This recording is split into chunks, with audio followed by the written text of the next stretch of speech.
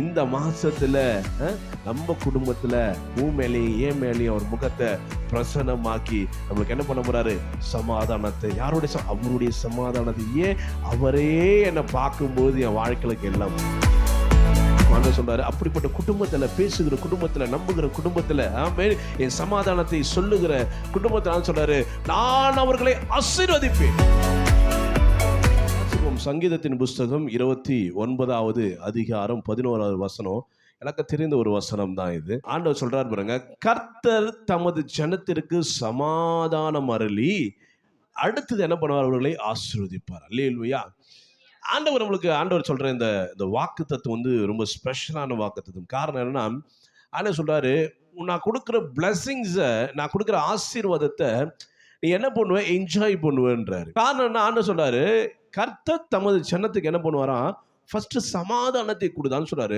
உன் வாழ்க்கையில அது எதுவா இருந்தாலும் சரி, ஆண்டவர் சொல்றாரு, ஃபர்ஸ்ட் நான் உனக்கு சமாதானத்தை கொடுத்துட்டு என்ன பண்றேன்? உனக்கு ஆசீர்வாதத்தை கொடுப்பேன்றார். ஆசீர்வாதத்தை இன்னைக்கு நிறைய பேரோட வாழ்க்கையில நீங்க பாத்தீங்கன்னா, காரு, பங்களா, பணம், காசுன்னு இருக்கும். ஆனா பாத்தீங்கன்னா நிம்மதி இருக்காது. எவ்வளோ கோடியா இருந்தாலும் அதை அனுபவிக்கும் பொழுது அந்த ஒரு முழுமையான ஒரு சந்தோஷம் இருக்காது. ஒரு கஷ்டம் இருக்கும், ஒரு நெருக்கம் இருக்கும். எவ்வளோ பெரிய கோடீஸ்வரர்லாம் ஊரை விட்டு நாடை விட்டு ஓடின கதைலாம் உண்டு.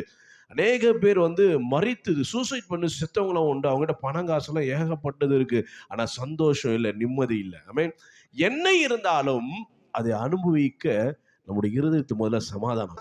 கோடியா இருக்கிற வீட்டில் அந்த சமாதானம் இல்லைன்னா அவனால் அதை என்ஜாய் பண்ணவும் முடியாது, அவன் அதை நிலை நிற்கவும் முடியாது, அதை அனுபவிக்கவும் முடியாது. ஆனால் ஒன்றுமே இல்லாமல் இருந்தாலும் ஒரு குடும்பத்தில் சமாதானம் மட்டும் இருந்துன்னு வச்சிங்களேன், 10,000 ரூபா சம்பாதிக்கிறேன், இந்த 10,000 ரூபா உன் வாழ்க்கையில் முடியும் பொழுது ஒன்றுமே இல்லை அந்த மாதம் அப்படின்னா, ஆனால் நீ சமாதானமாக தான் அந்த 10,000 ரூபா சம்பாதிக்கும் போது உன் குடும்பம் ரொம்ப சந்தோஷமாக இருக்கும். அல்லேலூயா. ஆண்டவர் தான் சொல்றாரு, சமாதானத்தை அருளி கர்த்தர் ஆசீர்வதிப்பார். நீ எவ்வளவு சம்பாதிக்கிறன்னு ஆண்டவர் முக்கியம் இல்லை, உன் குடும்பத்தால சமாதானம் கொடுக்கும் பொழுது உனக்கு சின்னதா போய் ஆசீர்வாதம், பெரிய ஆசீர்வாதம் வருதோ, நீ எதிர்பார்க்க காரியம் வருதோ, அதை முழுமையாய் அனுபவிப்பாய், முழுமையாய் அதை என்ஜாய் பண்ணுவ, சந்தோஷப்படுவ, அல்ல மனநிறைவோடு கூட இருப்பேன்னு ஆண்டவர் இந்த மாதிரி சொல்றாரு. அல்லேலூயா.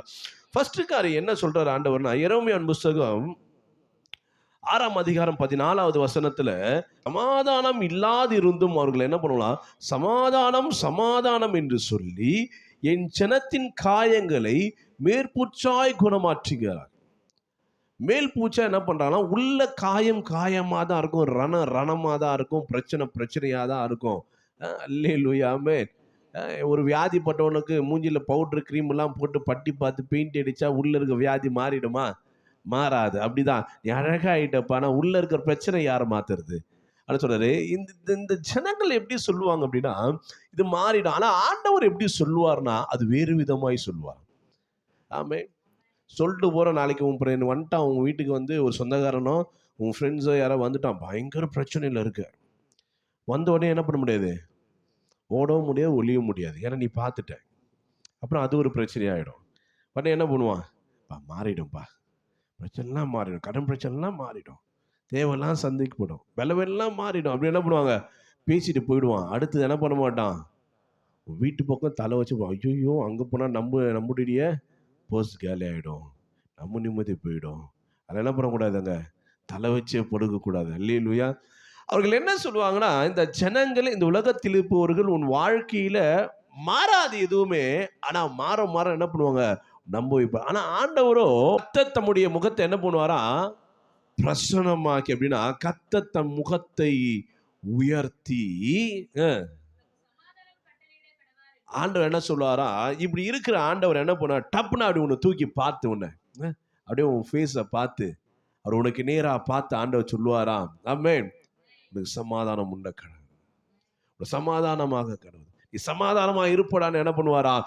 அவர் உன்மேல், அவர் முகத்தை உன்மேல் பிரசன்னமாக்கி சொல்லுவாரா? உன்மேலே ஒரு பார்வையை வைத்து சொல்லுவாரா? உன்னை ஐ டு ஐ பார்த்து சொல்லுவாரா? நீ சமாதானமா இருப்ப. ஆமென். அந்த வார்த்தை எப்படி இருக்குமா? ஜீவன் உள்ளதா இருக்கும். அந்த வார்த்தை என்ன ஆகுனா, உன் பிரச்சனை எல்லாவற்றையும் மாற்றுகிறதா இருக்குமா? ஆமென். ஆண்டவர் சொல்றாரு, அவர் முகத்தை உனக்கு நேராக பிரசன்னமாக்கி.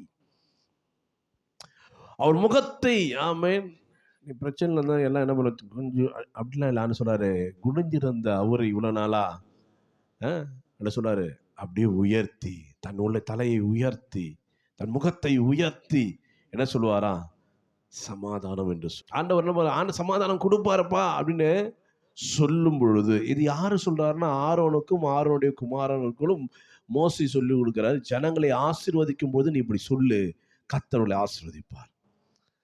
ஜனங்களை பார்த்து நீ சொல்லு, உன் வாயில சொல்லு, கர்த்தர் உன் மேல என்ன பண்ணுவாரு, தன் முகத்தை பிரசன்னமாக்கி உன்னை ஆசீர்வதிக்க கடவார்னு சொல்லு.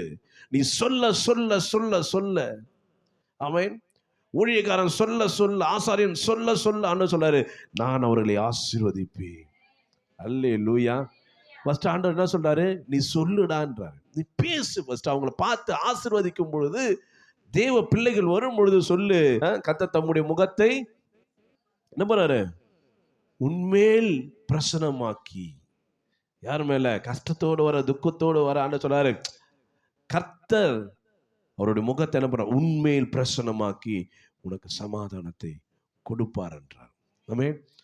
அதை கேட்குறீங்க என்ன பண்ணும், எங்கத்தான் சமாதானத்தை கொடுப்பாரு, எங்க மாற்ற போறாரு, எங்க கிடைக்க போகுது, எப்படி மாற போகுது அப்படின்னு நினைச்சனா ஒன்றும் நடக்காது. சொல்லும் பொழுது, அதை நம்பும் பொழுது, அடுத்த வசனம் சொல்லுது வர ரொம்ப அழகா, இவ்விதமாய் அப்பொழுது நான் அவர்களை ஆசீர்வதிப்பேன் என்று சொல் என்றார். இதை சொல்லும் பொழுது, இதை பேசும்போது சொல்றாரு, நான் அவர்களை ஆசீர்வதிப்பேன். அப்ப என்ன பண்ணணும் இந்த மாசம்? ஃபர்ஸ்ட் சமாதானத்தை பேசு, உன் குடும்பத்துல நன்மையை பேசு, பிரச்சனையை உக்காந்து பேசாத. ஆண்டவர் செய்வாருப்பா, நடத்துவாருப்பா, நடக்குமா, கிடைக்குமா அப்படின்னு என்ன பண்ண, உன் குடும்பத்துல உக்காந்து குறைகளை பேசாத, நிறைவை பேசு. இழந்ததை பேசாத, கிடைக்க போறதை பேசு, நடக்க போறதை பேசு. இழந்து போனது, முடிந்து போனதை உக்காந்து பேசிக்கிட்டே இருக்காத. வாழ்க்கையில கர்த்தர் இந்த மாசத்துல நம்ம குடும்பத்துல உன் மேலேயும் ஏன் மேலேயும் அவர் முகத்தை பிரசன்னமாக்கி நம்மளுக்கு என்ன பண்ண போறாரு, சமாதானத்தை. யாருடைய? அவருடைய சமாதானத்தை. ஏன்? அவரே என்னை பார்க்கும்பொழுது என் வாழ்க்கைக்கு எல்லாம் மாறிடும். அவர் இவ்வளவு நாளா அவர் முகத்தை மறைத்ததுனாலதான் என் ஜெபம் கேட்கப்படல, என் சத்தத்துக்கு பதில் இல்லை, எதுவுமே இல்லை. ஆனா சொல்ற இந்த மாதத்தை ஆண்டு சொல்றாரு, அவர் முகம் உங்களுக்கு நேராக பிரசன்னமாக்குவார். அல்லேலூயா. இந்த மாதத்துல உன்னுடைய குற்றம் குறைகள் எல்லாவற்றையும் மாற்றி, மீறுதல் பாவங்கள் எல்லாவற்றையும் எண்ணாமல் இந்த மாதத்துல ஒரு புது காரியத்தை கொண்டு வந்து, புதிய விஷயத்தை கொண்டு வந்து, ஆண்டவர் வாழ்க்கையில சூழ்நிலைகள் எதெல்லாம் நீ சஞ்சலமா இருக்கிறியோ, எதெல்லாம் கஷ்டமா இருக்கோ, அது எல்லாத்தையும் ஆண்டவர் என்ன பண்ணுவாரு, மாற்றி சமாதானத்தை கொடுத்து, அதை நீ விசுவாசிக்கும் பொழுது, உன் காதில் அதை கேட்கும் பொழுது, அல்லேலூயா. நீ எல்லாரும் ஆசாரியன் தான். உடனே ஆசாரியன் மட்டும் சொன்னா இல்லை, நீங்க எல்லாரும் ஆசாரியன் தான்.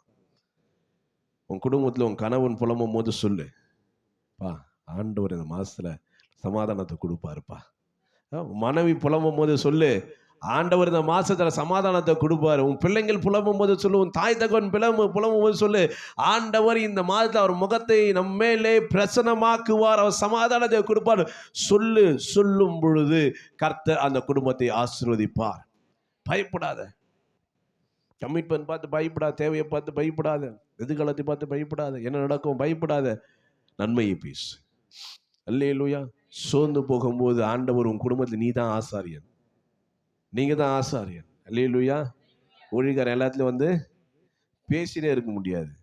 பேசுகிற வார்த்தையை சுமந்து கொண்டு போற நீங்க ஒரு இடத்துல இருந்து பிசாசு உருவும் பொழுது இன்னொரு மறுபடியும் விதை, ஒருவர் அந்த விசுவாசத்திலிருந்து இழந்து போகும்போது, விழுந்து போகும்போது இன்னொருத்த என்ன பண்ணாத, மறுபடியும் கட்டி எழுப்பு. அல்லேலூயா. அப்ப அந்த ஆண்டவர் சொல்றாரு, அப்படிப்பட்ட குடும்பத்துல, பேசுகிற குடும்பத்துல, நம்புகிற குடும்பத்துல, என் சமாதானத்தை சொல்லுகிற குடும்பத்துல சொல்றாரு, நான் அவர்களை ஆசீர்வதிப்பேன். எவ்வளவு கமிட்மெண்ட் வேணாரு, எவ்வளவு பிரச்சனை சொல்றாரு, நான் உன்னை ஆசீர்வதிப்பேன். காரணம் நான் உன்னை பார்க்கறதுனால எல்லாமே மாறிடும். இதுவரைக்கும் உன்னுடைய பெரிய பெரிய நிறைய பிரச்சனைகள்லாம் இருந்தது, அவருடைய முகத்தை உனக்கு மறைத்தது. ஆண்டவர் சொல்றாரு, மறைச்சதுப்பா, நான் இந்த மாசத்துல என்ன பண்றேன், என் தலையை உயர்த்தி உன்னை பார்க்கிறேன். ஆமென். நீ கவலைப்படாத. ஆனா அதுக்கு முன்னாடி ஆண்டவர் சொல்றாரு, சமாதானத்தை சொல், சமாதானத்தை பேசு. சமாதானத்தை விசுவாசி, சமாதானத்தை எதிர்பாரு, அதை உன் வாழ்க்கையில செயல்படுத்து. பிரச்சனையை கொண்டு வந்து குடும்பத்தின் மத்தியில் வைக்காத. சமாதானம் இல்லைன்னா ஆண்டவர் ஆசீர்வாதத்தை கொடுக்க மாட்டார். அதுதான் சொல்ற, கர்த்தர் தம் ஜனத்துக்கு சமாதானத்தை கொடுத்து கர்த்தர் தம் ஜனத்தை என்ன பண்ணுவார்? ஆசீர்வதிப்பார். ஃபர்ஸ்ட் உங்களுக்குலாம் தேவை என்னது? சமாதானம் இல்லைன்னா ஆண்டவர்களுக்கு ஆசீர்வாதமே என்னன்னு தெரியாது. குடும்பங்கள்ல இந்த மாதத்துல விசேஷமாக நமக்கு ஆண்டவர் கொடுக்குற வாக்குத்தத்தம் என்னது? சமாதானத்தை ஆண்டவர் கொடுத்து ஆசீர்வதிப்பார். ஆமென். அதை தான் இங்க ஆசாரியன் கிட்ட ஆண்டவர் சொல்றாரு, நீ இஸ்ரவேல் ஜனங்கள் வரும் பொழுது அவங்களை எப்படி நீ ஆசீர்வதிக்கணும் அப்படின்னா, அவட ஃபர்ஸ்ட் சமாதானத்தை சொல்லு. அதுக்கப்புறம் நீ சொல்லும் பொழுது, அவர்கள் மத்தியில் சொல்லும் பொழுது, நான் அவர்களை ஆசீர்வதிப்பேன். ஆமென். நீ சமாதானத்தை பேசினாத. ஏன்னா சமாதானத்தின் தேவன், சமாதான பிரபு, அவரை பத்தி பேசும்போது அந்த சமாதானம் வைத்து போன சமாதானம் உங்கள் இருதயத்தில் வரும் பொழுது, உங்க குடும்பத்தில் வரும், சிந்தையில் வரும் பொழுது, கர்த்தர் சொல்றார், நான் வைத்திருக்க ஆசீர்வாதம் ஆட்டோமேட்டிக்கா அவனுக்குள்ள போயிடும். ஆண்டவர் சிலுவையில் கொடுத்த ஆசீர்வாதம் இன்னும் ஏன் போகாம இருக்குன்னா, இன்னைக்கு இருக்கிற சமாதானமின்மை தான் குடும்பத்துல. உங்களுக்குள்ள இருக்கிற குழப்பம்தான்.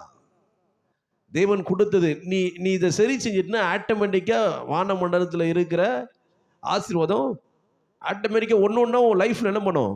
ரிலீஸ் ஆகிட்டே இருக்கும், வந்துகிட்டே இருக்கும், பிளஸிங் வந்துட்டே இருக்கும். உனக்கு தெரியும் என்ன நடக்குதுன்னு. நம்பின என்ன பண்ண மாட்டாரு? என்னைக்குமே கைவிடவே மாட்டார். நம்ம வாழ்க்கையும் அப்படிதான். தெய்வன் சமாதானம் கொடுக்க முடியா இருக்கிறாரு. வாழ்க்கையில் இன்னைக்கு ஒரு ஒரு ஒரு குழப்பத்தோடு, தடுமாற்றத்தோடு, ஐயோ மாசம் பிறந்துடுச்சே, இந்த இது இருக்கே, இஎம்ஐ இருக்கே, லோன் இருக்கே, வீட்டு வாடகை இருக்கே, பாலுக்கு காரணம் கொடுக்கணுமே, பேப்பர் காரணம் கொடுக்கணுமே, மல்லிகை கடை கொடுக்கணுமே, இதை கொடுக்கணுமே, அதை கொடுக்கணுமே, இது லொட்டு லொஸ், எதையும் மைண்டில் வைக்காது. யாருன்னா போன சொல்லு, ஆண்டவர் பார்த்து பாருமா, ஆண்டவர் இந்த மாதம் நடத்துவார், சும்மா புலம்பாத, நன்மையை பேசு அப்படின்னு பேசு. என்ன பேசணும்? தைரியமாக பேசு. நீ பேசுனா தைரியமா, உண்மையா, சத்தியமா, உறுதியா, தெளிவா பேசனா கண்டிப்பா கர்த்தர் ஆசீர்வதிப்பார். உன் வார்த்தையை கர்த்தர் என்ன பண்றாரு? கவனித்து கொண்டிருக்கிறார். நீ பேசுகிற வார்த்தை உங்கள் குடும்பங்கள் மத்தியில் கர்த்தர் கவனித்து கொண்டிருக்கிறார். நீ பேசும்பொழுது அது உன் வாழ்க்கையாய் மாறும். ஆமென். அல்லேலூயா. மறுபடியும் வசனத்தை வாசித்து முடிக்கலாம். வாசிக்கலாம். சங்கீதத்தின் புஸ்தகம் 29:11. கர்த்தர் தம் ஜனத்திற்கு சமாதானம் அருளி அவளை ஆசீர்வதிப்பார். அல்லேலூயா.